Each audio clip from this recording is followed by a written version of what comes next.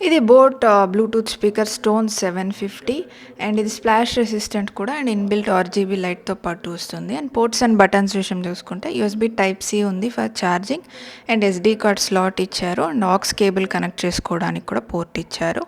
And దీంట్లో music ఎలా ఉందో సౌండ్ ఎలా ఉందో టెస్ట్ చేద్దాం.